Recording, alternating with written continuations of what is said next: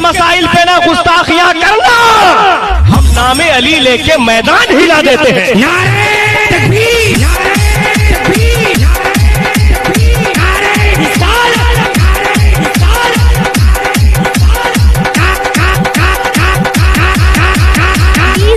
मोहब्बतों के हसी गुलशिता में रहते हैं, बहुत सुकून से दारुल अमा में रहते हैं। हमारा बाल भी बेकार न कर सकेगा कोई, हम अपने ख्वाजा के हिंदुस्तान में रहते हैं। तो ये मर्द मस्जिद में उसका नारा लगा दे।